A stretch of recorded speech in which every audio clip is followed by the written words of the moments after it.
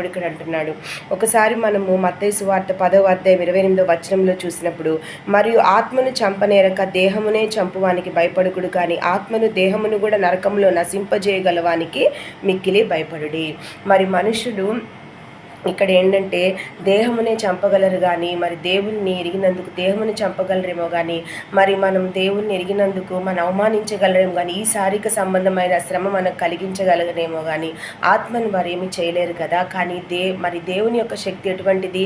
శరీరమునే కాదు కానీ ఆత్మను కూడా మరి నరకంలోకి మరి పారవేయగల శక్తి కలిగిన దేవునికి భయపడుడు అని చెప్తున్నాడు. ఇక్కడ చూసినప్పుడు ఆత్మను దేహమును కూడా నరకం నశింపజేయగలవానికి మిక్కిలి భయపడుడి. కనుక దేవుడు సర్వశక్తిమంతుడు, ఆయన వల్ల సమస్తము సాధ్యమే. కనుక మన చుట్టూరున్న పరిస్థితులు బట్టి, మనకొచ్చే హింసలను బట్టి, మనకొచ్చే కష్టాలు సుఖ దుఃఖాలు, మనకొచ్చే శ్రమలను బట్టి, మరి కొన్ని పరిస్థితుల్లో మరి దేవుణ్ణి ఎరిగినందువలన